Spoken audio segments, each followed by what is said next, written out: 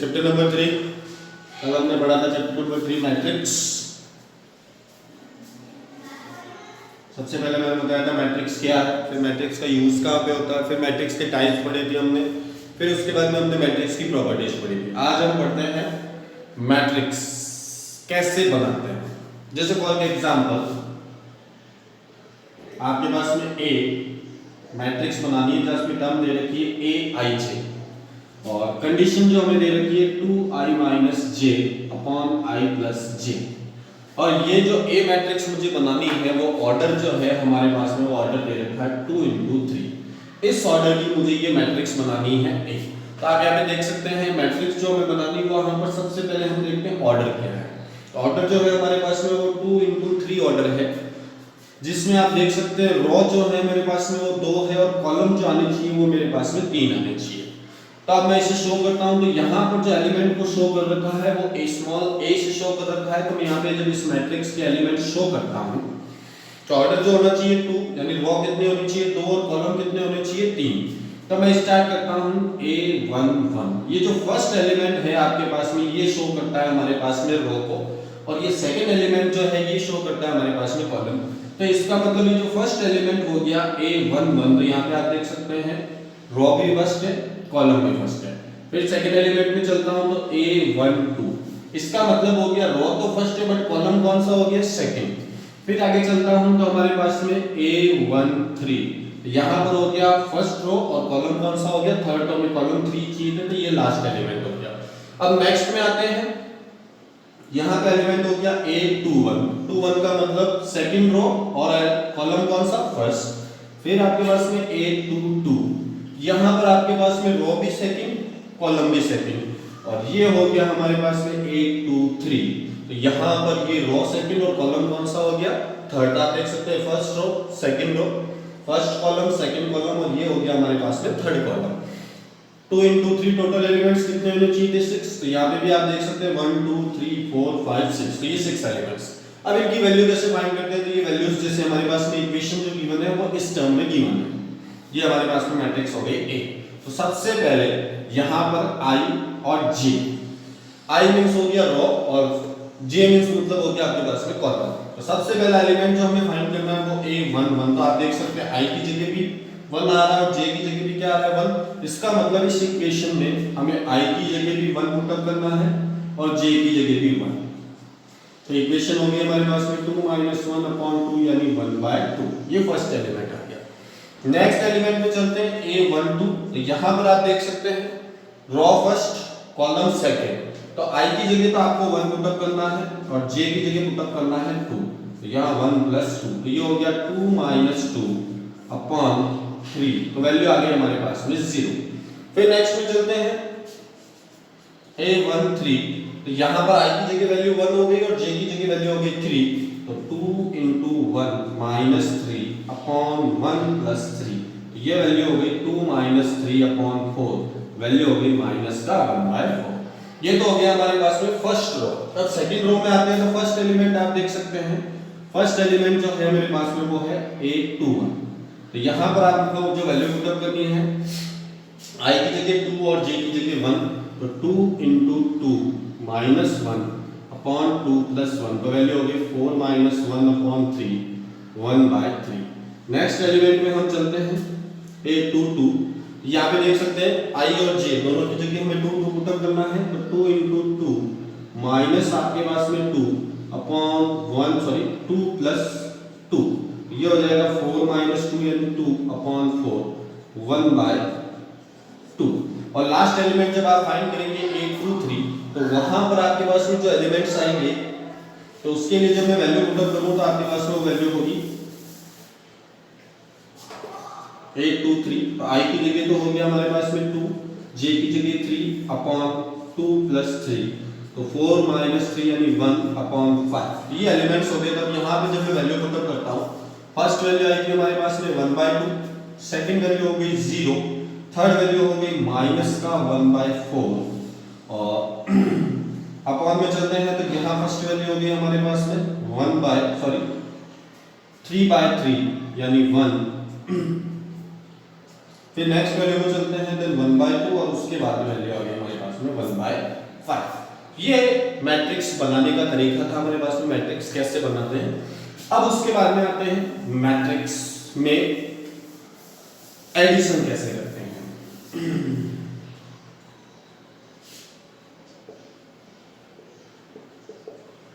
Addition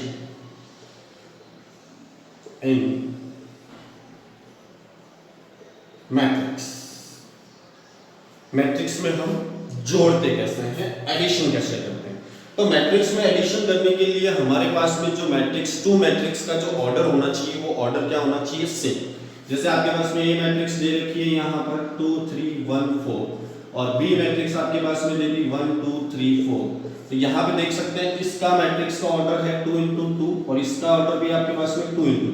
तो कहने का मतलब अगर टू मैट्रिक्स का आपको एडिशन निकालना है, सम करना है, तो उसका मतलब उन दोनों मैट्रिक्स का ऑर्डर क्या होना चाहिए, हमारे पास में सेम होना चाहिए। तब मैं जब यहाँ पर प्लस करता हूँ a + b, तो यहाँ वैल्यू होगी हमारे पास में 2 3 1 4 प्लस 1 2 3 4। जब इन दोनों को हम प्लस करते हैं तो सिंपल सा वे है, फर्स्ट एलिमेंट में फर्स्ट को प्लस करना है, तो 2 + 1 3, फिर सेकंड में सेकंड को तो 3 + 2 5, फिर 1 + 3 4 और 4 + 4 ये हो गए 8। तो ये वैल्यू आ गई हमारे पास में a + b की। नेक्स्ट में हम चलते हैं, जहां पर हम पढ़ते हैं सब्ट्रैक्शन।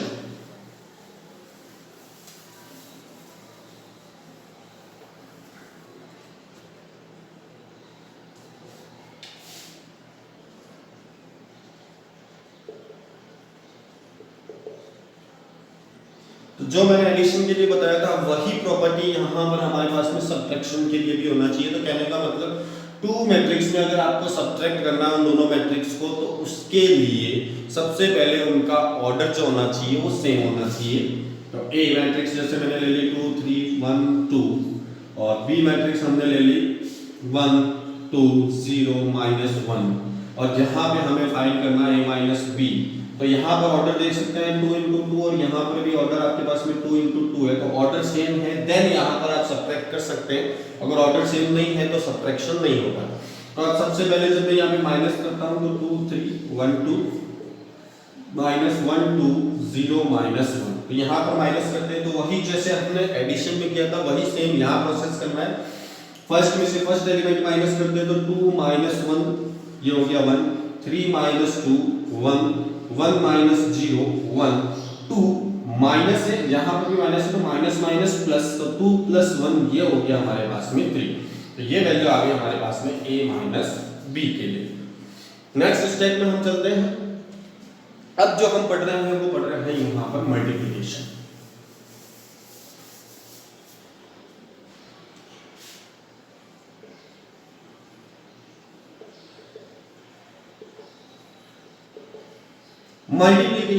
मल्टीप्लिकेशन करने के लिए हमें एक चीज का ध्यान रखना है। जैसे आपके पास में ए मैट्रिक्स दे रखी है और एक बी मैट्रिक्स दे रखी है, इन दोनों का मल्टीप्लिकेशन होने के लिए ये जरूरी नहीं हो कि उनका ऑर्डर सेम हो। यहाँ पे ऑर्डर सेम नहीं होगा तो भी चलेगा, बट एक कंडीशन होनी चाहिए कि मैट्रिक्स ए का कॉलम और मैट्रिक्स बी का रो अगर ये दोनों सेम होंगे तो आपके पास में यहां मल्टीप्लिकेशन पॉसिबल है। अगर ये दोनों सेम नहीं है तो मल्टीप्लिकेशन पॉसिबल नहीं है। जैसे कि यहाँ पर अगर मैंने जैसे ये मैट्रिक्स इसका ऑर्डर ले लिया 2 × 2 का और बी मैट्रिक्स ले लिया 3 × 2 का, तो आप देख सकते हैं इसके कॉलम का नंबर 2 है और यहाँ इसके रो का नंबर 3 है। तो यहाँ ये पॉसिबल नहीं है, a × b is not possible, possible नहीं होता है। बट अगर यहाँ पर ए मैट्रिक्स में ले लो 2 × 2 और बी मैट्रिक्स में ले लो 2 × 3, यहाँ पे देख सकते हैं कॉलम का नंबर आपके पास में 2 है और यहाँ पर इसकी रो का नंबर भी 2 है, तो आपके पास में यहाँ पर a × b पॉसिबल है। तो कहने का मतलब फर्स्ट मैट्रिक्स उसका कॉलम और सेकंड मैट्रिक्स उसकी रो के नंबर अगर आपके पास में सेम होंगे या ऑर्डर सेम होगा तो मल्टीप्लिकेशन पॉसिबल होता है, नहीं तो पॉसिबल नहीं होता। इसको एग्जांपल से हम सॉल्व करते हैं। तो सबसे पहले जैसे मैंने ये मैट्रिक्स ले ली जिसका ऑर्डर हो गया मेरे पास में 1 2 3 4, बी मैट्रिक्स मैंने ले ली 2 3 4 और 3 2 1। यहाँ पे आप ऑर्डर देख सकते हैं 2 इंटू 2 का, और इसका ऑर्डर हो गया 2 इंटू 3 का, क्योंकि इसके अंदर हमारे पास में 2 रो और 2 कॉलम है, यहाँ पर 2 रो और 3 कॉलम है हमारे पास में। तो जब मैं यहाँ पर A क्रॉस B करूंगा तो उसका जो ऑर्डर आएगा हमारे पास में, वो ऑर्डर क्या आएगा वो देखते हैं। A का ऑर्डर था हमारे पास में 2 इंटू 2 का, और B का जो ऑर्डर था वो था हमारे पास में 2 इंटू 3 का। तो ये 2 से 2 कैंसिल, तो जो ऑर्डर हमारे पास में बच गया वो बच गया 2 इंटू 3 का, वो ऑर्डर आएगा हमारे पास में A क्रॉस B। तो उसका ऑर्डर जो आएगा वो आएगा हमारे पास में 2 इंटू 3 का। अब यहाँ मल्टीप्लिकेशन कैसे करते हैं, तो उसका एक सिंपल वे होता है हमारे पास में, सीधा सा हमें फाइंड करना है ए बी।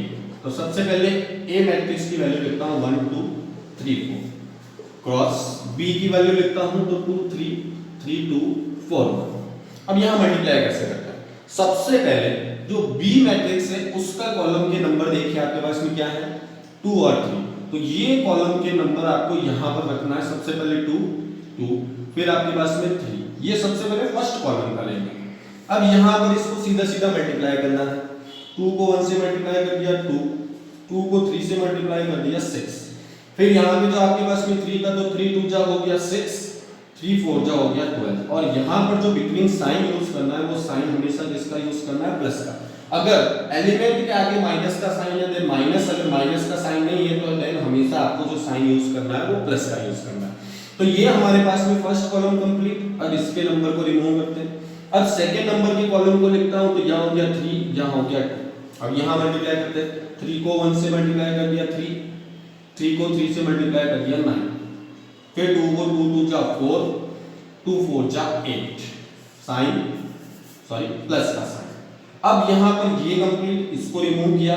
लास्ट कॉलम था हमारे पास में 4 1 4 इंटू 1, तो 4 को 1 से मल्टीप्लाई करूंगा 4, 1 को 2 से मल्टीप्लाई कर दिया प्लस 2, 4 को 3 से मल्टीप्लाई कर दिया 12, प्लस 1 को 4 से मल्टीप्लाई कर दिया 4। तो आप देख सकते हैं फर्स्ट सेकंड थर्ड तीनों कॉलम का आपने यूज कर लिया कंप्लीट। अब यहाँ पर नंबर्स को ऐड कीजिए, 2 + 6 8, ये हो गए 18, 7 17 6 और 16। तो ये जो आपके पास में वैल्यू आ रही है वो हमारे पास में मल्टीप्लिकेशन यानी किसकी वैल्यू होगी, ए बी।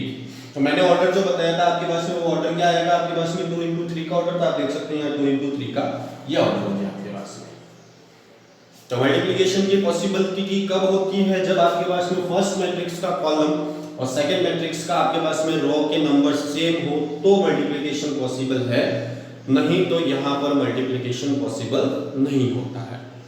तो यही हमारे पास में इस टॉपिक्स के अंदर था, जहाँ पे सबसे पहले हमने जो सीखा वो सीखा मैट्रिक्स कैसे बनाते हैं। उसके बाद में मैट्रिक्स में एडिशन कैसे करते हैं। तो एडिशन करने के लिए मैंने आपको बताया था दोनों मैट्रिक्स का ऑर्डर क्या होना चाहिए, सेम होना चाहिए। सिमिलरली आपके पास में सब्ट्रैक्शन करना है तो भी दोनों मैट्रिक्स का ऑर्डर क्या होना चाहिए, सेम होना चाहिए। प्लस करते हैं या माइनस करते हैं तो फर्स्ट एलिमेंट में से फर्स्ट एलिमेंट को प्लस करो या फर्स्ट एलिमेंट में से फर्स्ट एलिमेंट को माइनस कर दो। तो वो तो हो गया हमारे पास में एडिशन और सब्ट्रैक्शन। मल्टीप्लिकेशन करने के लिए हमारे पास में जरूरी नहीं हो कि ए और बी दोनों मैट्रिक्स का ऑर्डर सेम ही हो, बट यहाँ पर कंडीशन क्या चेक करनी है हमें कि जो मैट्रिक्स ए दे रखी है उसका कॉलम और मैट्रिक्स बी का रो, उन दोनों की वैल्यू सेम होनी चाहिए तो मल्टीप्लिकेशन पॉसिबल है, नहीं तो पॉसिबल नहीं है। अब मल्टीप्लाई कैसे करते हैं, तो मैंने बताया था फर्स्ट ए मैट्रिक्स का एलिमेंट लिखना, फिर सेकंड बी मैट्रिक्स का एलिमेंट, फिर आपके पास में ये जो फर्स्ट कॉलम है आपके पास में बी का, उसके एलिमेंट को इसके ऊपर रखना है यहाँ पर और सीधा सीधा मल्टीप्लाई करके आपको वैल्यूज निकालने। फिर सेकंड कॉलम के एलिमेंट्स रखने, फिर उसको मल्टीप्लाई करें, फिर थर्ड कॉलम के एलिमेंट्स रखने, फिर उसको मल्टीप्लाई करो, फिर जो भी बताया था अगर आपके पास में साइन माइनस का है देन तो माइनस यूज करना, अगर कोई भी साइन नहीं है देन हमेशा साइन जो यूज करते हैं वो प्लस का। यहाँ प्लस करेंगे तो आपके पास में ये वैल्यूज आ जाएगी और ये जो वैल्यू होगी वो आपके पास में मल्टीप्लिकेशन की वैल्यू होगी। यहाँ डिवाइड मैट्रिक्स में नहीं होता है, मैंने कल भी बताया था, क्योंकि यहाँ पर जो हम फाइंड करते हैं वो इसका इनवर्स फाइंड होता है, डिवाइड नहीं होता। और वो इनवर्स वाला जो चैप्टर है वो हमारे पास में चैप्टर नंबर 5 है, वहां पर मैं बताऊंगा कि मैट्रिक्स का इनवर्स कैसे हम फाइंड करते हैं।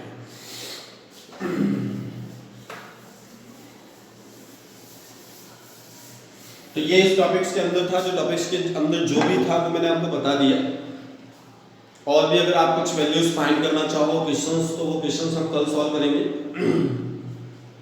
धन्यवाद। अगर आपको वीडियो अच्छा लगे तो चैनल मैंने आपको बता ही रखा है, उस चैनल को सब्सक्राइब कीजिए, लाइक कीजिए वीडियोस को, ताकि और भी मैं इस टॉपिक्स के ऊपर या आने वाले और भी टॉपिक्स के ऊपर आपको और अच्छी वीडियो बना सके हम। धन्यवाद।